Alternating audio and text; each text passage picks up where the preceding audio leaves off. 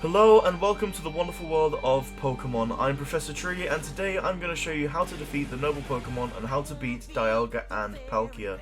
And if you enjoyed this video, like and subscribe. Let's go! So, you've leveled up your Pokemon and you're feeling pretty tough. Well, it's time to take on the first boss of the game, Kleavor. You receive a quest from Adaman of the Diamond Clan and Iridia of the Pearl Clan, and in this quest you'll be asked to go and visit Grand Tree Arena in the Obsidian Fieldlands. Now, to get there quickly and easily, I would recommend going from the Highlands camp. However, watch out for the Bibarel, he will try to destroy you.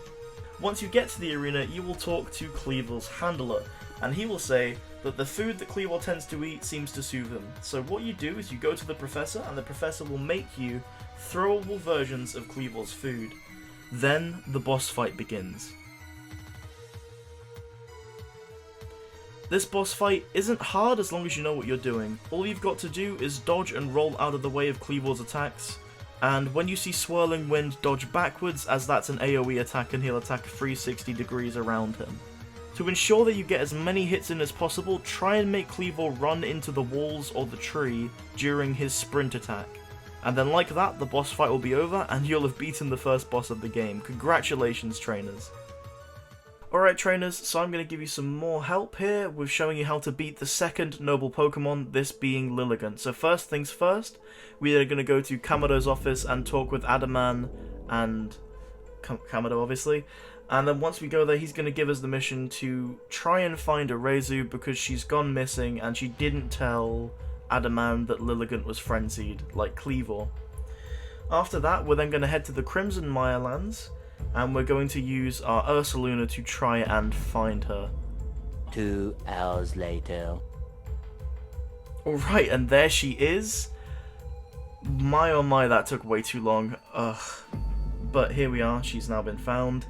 And it looks to me as though Adaman wants us to go meet him up at Lilligant's shrine, so that's where we're going to go next. Alright, and we are here. Whew, I got lost a little bit there. Right. Time to do the boss fight. So, main trick with Lilligant is memorizing the movement patterns and the animation cues to avoid being one-shot, really. And Lilligant has two primary moves, that being the jump into the air pirouette and slam, which causes a AoE sort of like shock effect, which damages you. And the other being a charge up and release a ring that you have to sort of dive roll over. You have to dive roll away from both of these, but the ring you have to dive roll into. You can't really avoid it because it spreads across the entire battlefield. Best of luck to you trainers, just remember what you learnt with Kleavor, just avoid the attacks and every chance you get, keep throwing your bombs. I promise she does get tired out eventually after doing so many moves, and then that's your cue to just spam them. And let's see if we can do it. Awesome! Looks like we just beat the boss. Alright, good luck trainers, I hope you beat it too, and I hope this was helpful to you.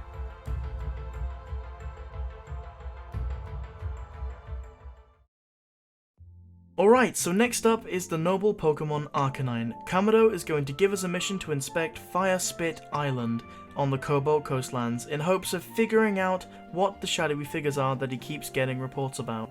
Once we get there, we're told to seek out the Pearl Clan Warden Polina.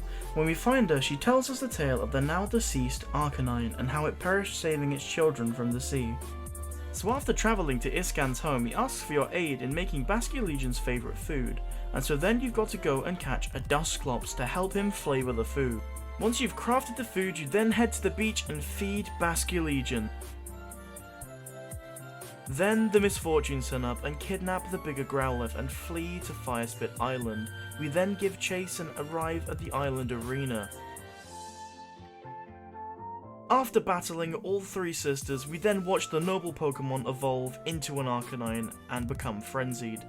Then the boss fight begins.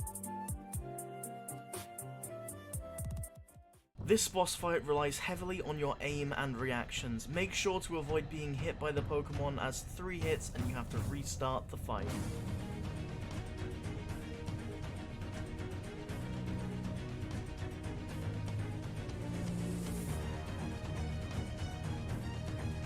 After hitting Arcanine with enough bombs, you'll see fireballs form above its head. Hit it 4 times to put it into a daze and challenge it with your Pokemon.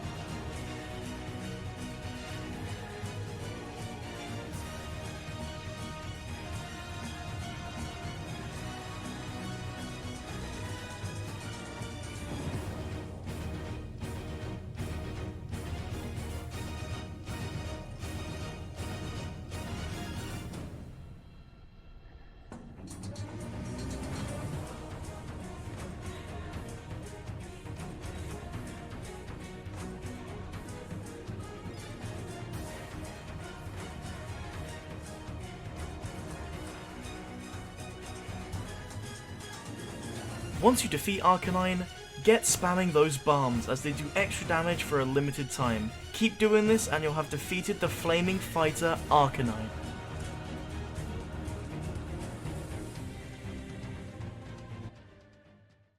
Next, Kamada will then give you the mission to quell the noble Pokemon Electrode.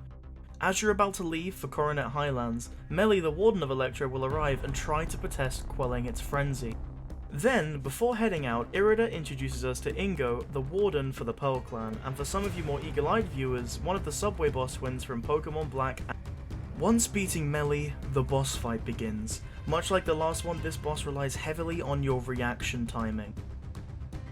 Electrode will use two primary moves, one being raining down exploding Voltorbs and the other being Electro Balls. And finally, it will use a charge attack, which is a dome of electricity that can stun the player. To avoid these, keep moving and keep on dodging. And after the dome attack, it becomes dazed. This is where you throw out your Pokemon and challenge. Once defeated, all bombs do double damage for a limited time to spam away, and then rinse and repeat and you'll finally have beaten Electrode. After getting to Star Rank 5, you are then given the mission to quell the frenzy of Avalog, the Alabaster Iceland's noble. Once you arrive at the Icelands, you're greeted by Adaman and Irida and are told to meet them at Avalog's Legacy, a huge iceberg in the middle of the Iceland. When you arrive, you speak with Avalog's warden Gayrick, and he asks you about the frenzy and if it's actually a bad thing. After beating him, he'll instruct you to retrieve Avalog's favourite food from the top of the iceberg. To do so, Adaman tells you to find Sabby. Sabby then asks you to play with her, and in return she'll give you her aid. Then the chase begins. After following Sabby around the Iceland, she'll then flee into Snow Point Temple. Inside the temple is a maze of puzzles. The best way to solve these puzzles is to pay attention to the statues and the way they are facing, as this will be the order you need to press the symbols in on the door. After navigating through the puzzles, Sabby finally challenges you to a 3-on-1 battle using Electivire, Rhyperior and Magmortar.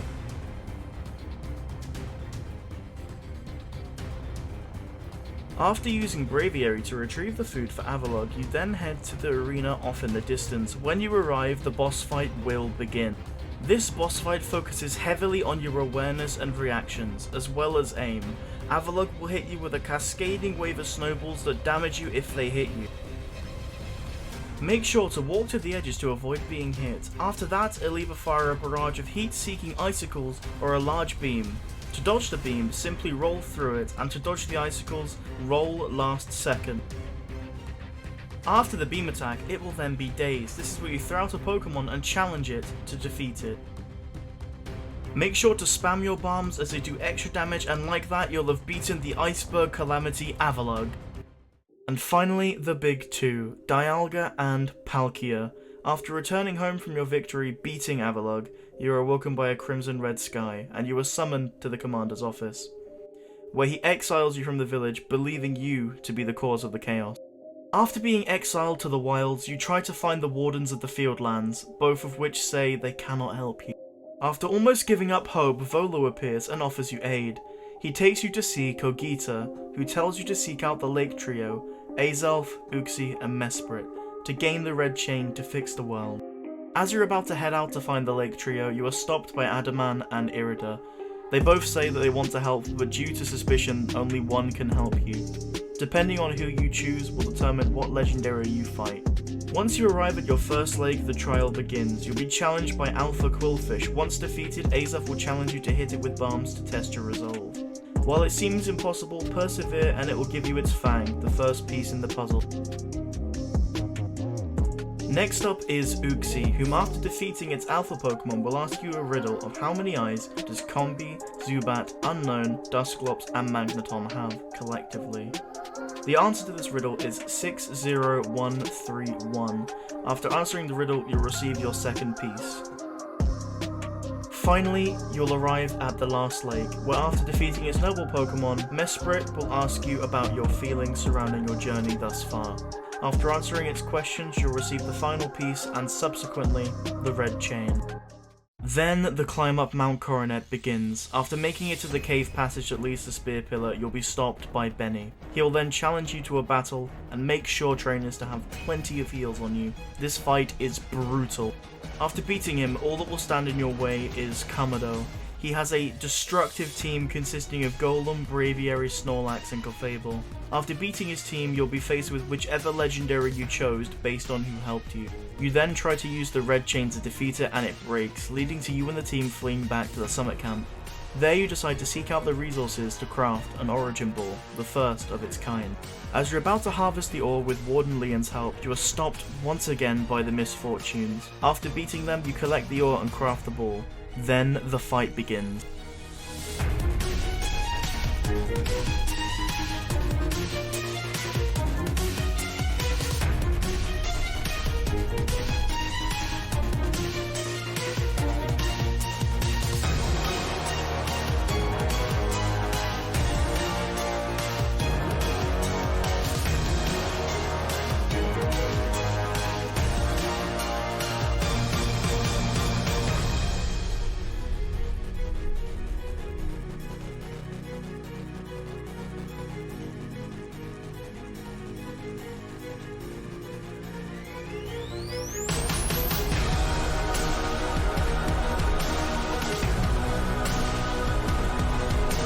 This, like the previous boss fights, is a brutal test of reaction timing and awareness. They will attack you with a barrage of meteors and wave attacks. Simply dodge out of the way of the meteor's path and dodge towards the ring attack, similar to Lilligant's boss fight. After the wave attacks, the legendary Pokemon will become dazed, and it's time to battle it once again. Once defeated, spam your bombs, and there you go, you'll have beaten and captured both of the legendaries, the God of Time and the God of Space.